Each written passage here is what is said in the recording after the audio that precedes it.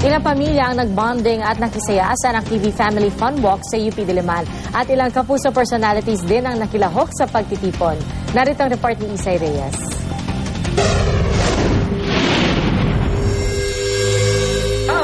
Responsableng panonood at kahalagahan ng magandang asal ang layong ipalaganap ng Anak TV Family Fun Walk sa UP Diliman. Bago maglakad, nag-warm up muna sila at nanood sa masayang programa. Ang mga dumalong pamilya, sinamantala na rin ang pagkakataong makapag-bonding. Nakilahok din ng ilang GMA kapuso personalities na ikinatuwa naman ng mga bata. Kailangan maging active tayo kasi ito po ay para sa inyong lahat, para sa mga pamilya. Minabuti ng mga television network sa ilalim ng Anak TV na magsama-sama upang ipakita sa madla na katuwang sila sa pagpapalaki ng mga pamilya, pagpapalaki ng mga bata, at sila ay naghahangad din ng proteksyon para sa mga bata.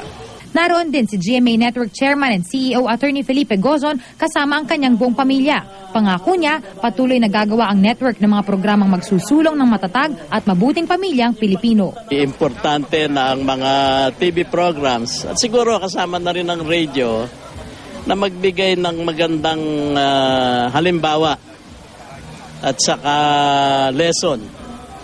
Alam mo naman, ang mga kabataan, yan ang dapat hinuhubog dahil yan ang magiging future leaders ng ating bayan. Sabi nga ni Jose Rizal.